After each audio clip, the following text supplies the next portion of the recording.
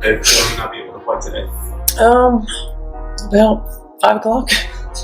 Did you say that there was pain? How did that all kind of come to pass? Just woke up with some stiffness and some soreness, and we like to see again. Like I always say, like how do you respond after a workout? Is it for us? It's not the time to take a chance. We just really want to be cautious. What is up, basketball family? Welcome back to W Hoop Central, the home for real basketball conversations without the corporate spin and carefully polished talking points. I'm your boy Dre Fiber, and today we need to talk about the situation unfolding in Indianapolis because this story has become much bigger than a single miss game. What happened before the Indiana Fever matchup against the Portland Fire has fans across the league demanding answers, and the frustration surrounding the organization is reaching another level. Here's what sparked the outrage. Just before tip-off for one of the Fever's most heavily promoted home games of the season, Caitlin Clark was suddenly ruled out of the lineup. According to reports, the official explanation involved back stiffness and precautionary injury management. On the surface, that sounds routine. Teams rest players all the time, especially stars dealing with the physical grind of a long season. But the timing of the announcement immediately raised questions because thousands of fans had already packed Gainbridge Fieldhouse expecting to see the league's biggest attraction on the floor. Clark is not just another player missing a random regular season game. She is the driving force behind sold-out arenas, skyrocketing television ratings, and the massive wave of attention surrounding the WNBA right now. Every Fever game has become an event because of her presence.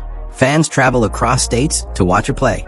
Secondary ticket prices explode when she is scheduled to appear. That is why emotions boiled over so quickly when the late scratch became public. The backlash intensified online once discussions about league injury reporting procedures started spreading across social media. Multiple basketball analysts and fan accounts pointed to the WNBA's official reporting requirements, which require teams to submit injury designations within specific league deadlines before games.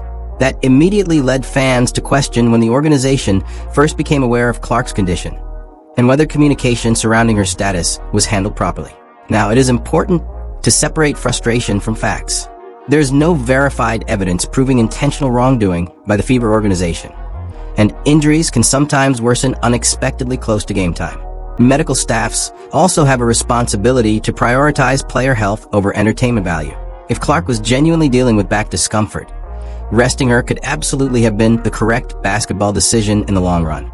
But perception matters, especially when you are managing the biggest star the league has ever seen. Fans who spent significant money on tickets, parking, merchandise, and travel expenses felt blindsided by the timing of the announcement. For many people, this was not simply about one player missing one game. It was about trust between the franchise and the audience that has helped fuel the Fever's explosion in popularity over the last year. That is why the reaction became so intense online. Some fans accused the organization of poor communication. Others questioned whether the Fever fully understand the responsibility that comes with managing a player whose popularity now extends far beyond basketball. Clark has become the centerpiece of an entire movement surrounding women's sports, and every decision involving her instantly becomes national conversation material. The larger issue now is transparency. People want clarity.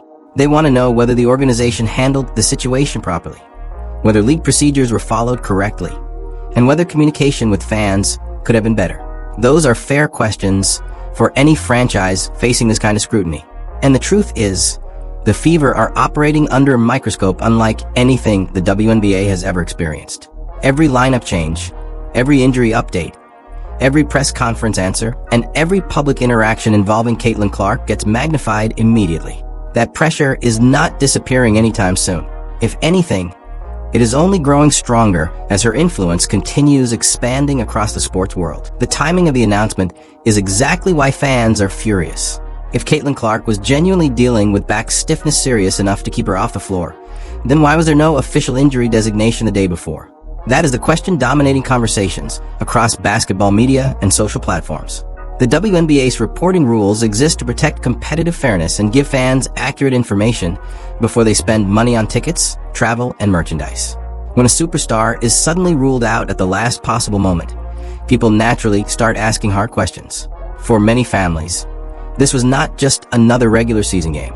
Fans drove across state lines, booked hotels, bought expensive seats, paid for parking, food, and jerseys, all expecting to watch the league's biggest attraction play live. By the time the announcement came, refunds were impossible and the money was already spent. That is why the backlash exploded so quickly online. Supporters felt blindsided and believed the organization failed to communicate honestly about Clark's status. The controversy became even bigger because Clark is not just another player on the roster.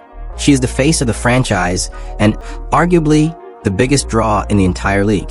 Every Fever home game now carries national attention because of her presence. When she is unexpectedly removed from a lineup, it changes the entire value of the event for many ticket buyers. Critics are now demanding transparency from the Fever front office. They want clear answers about when the team first knew Clark might sit, why she was absent from the required reporting documentation, and whether league protocols were properly followed.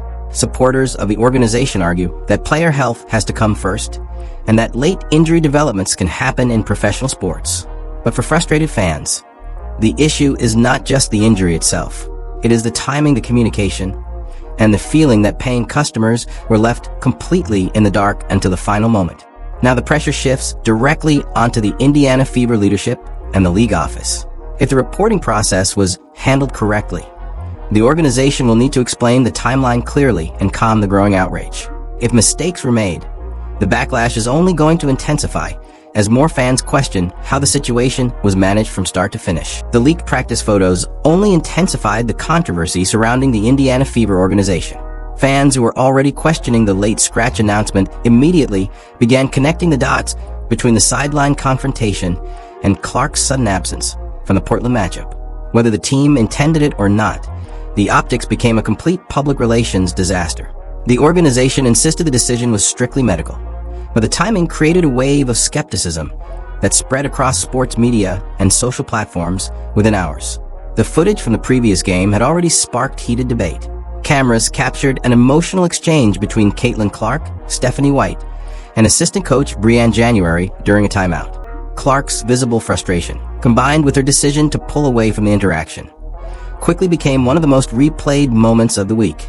In professional sports, emotional sideline moments happen all the time, especially during high-pressure games. But because Clark is the face of the franchise and one of the biggest stars in basketball, every second of the interaction was dissected frame by frame online. Then came the practice images.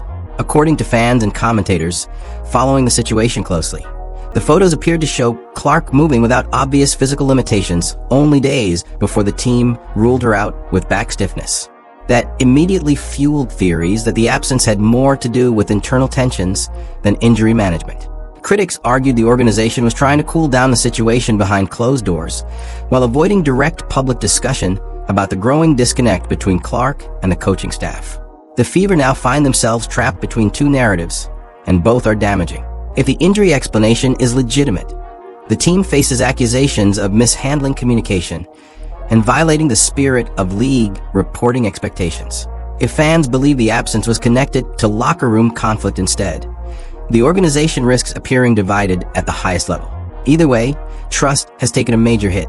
What makes the situation even more intense is Clark's importance to the franchise and the league itself. She is not simply a talented young player. She drives television ratings, ticket demand, merchandise sales, and national attention in a way few athletes ever have in women's basketball. That level of visibility means every disagreement, every press conference answer, and every lineup decision becomes magnified instantly. Right now, the Indiana Fever front office is under enormous pressure to stabilize the situation before speculation completely overwhelms the season. Fans want transparency, teammates want clarity, and the basketball world wants answers about whether this organization can successfully build around one of the most influential stars the sport has ever seen. The practice photos only added more fuel to an already explosive situation surrounding the Indiana Fever. Fans immediately focused on Caitlin Clark's body language and positioning during the session, pointing out how isolated she appeared compared to the rest of the roster. Instead of being visibly involved in team discussions or standing alongside coaches and trainers, Clark seemed separated from the normal flow of practice, which sparked even more speculation about what was really happening behind the scenes. For many observers, the images did not match the standard look of a player simply managing minor soreness or routine fatigue.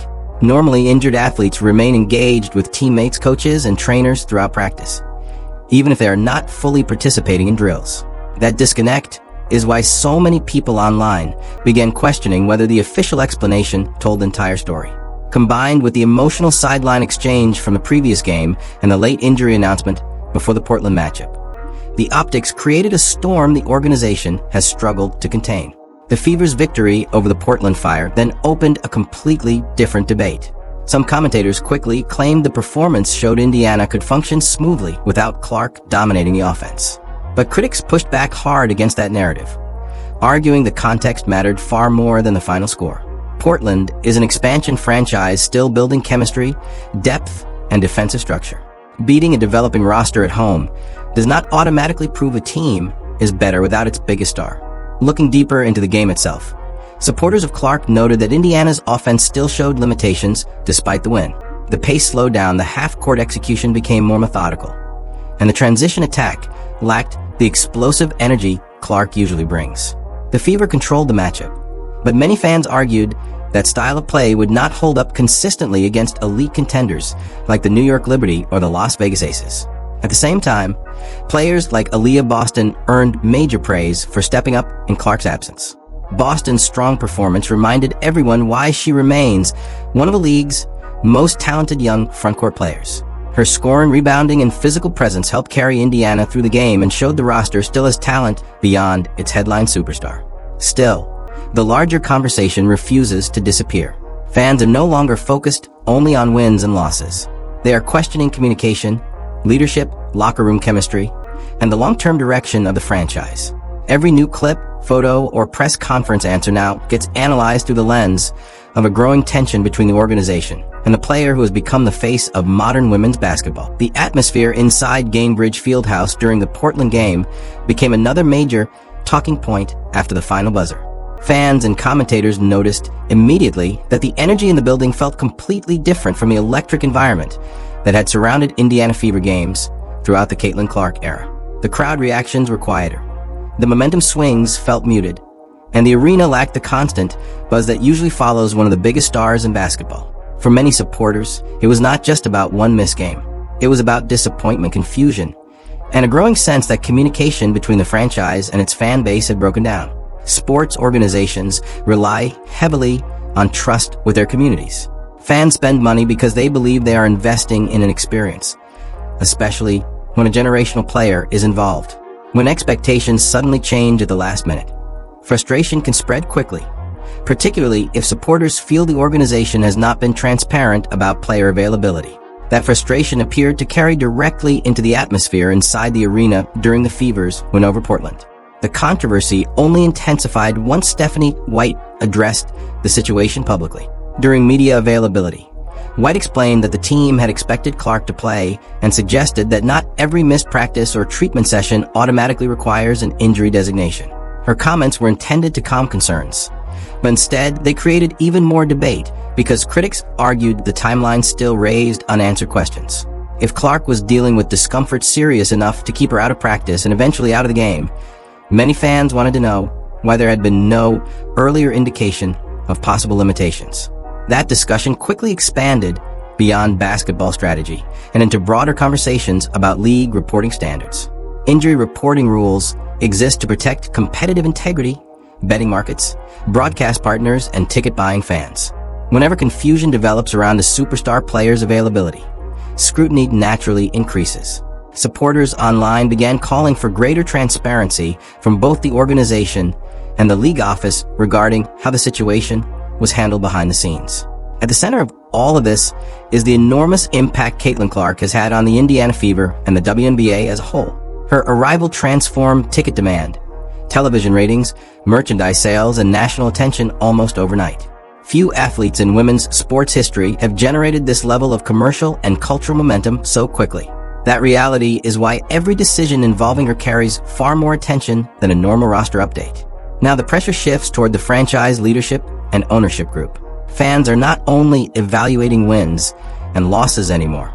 They are judging how the organization communicates, how it handles its star player, and whether it truly understands the responsibility that comes with managing one of the most influential athletes in modern basketball. The biggest concern for the Indiana Fever right now goes far beyond one missed game or one heated sideline moment. The real issue is whether the organization is creating an environment capable of supporting a generational superstar for the long haul.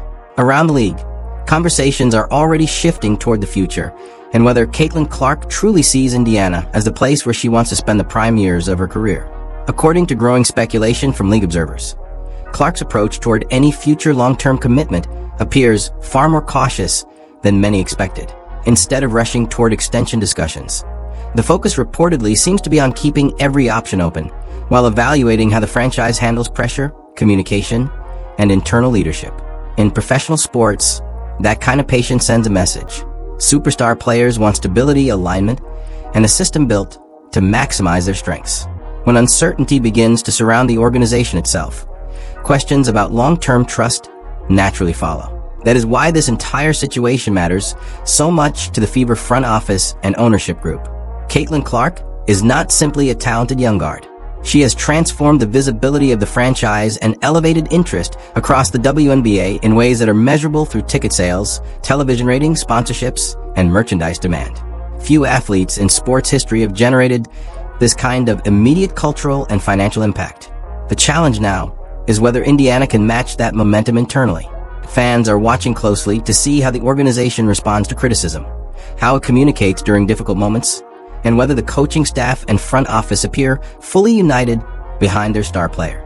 Right now, many supporters believe there is too much tension, too much confusion, and too much public frustration surrounding the team. At the same time, the Fever still have an opportunity to reset the narrative. Winning games, improving communication, and rebuilding trust with fans could quickly calm much of the controversy surrounding the organization.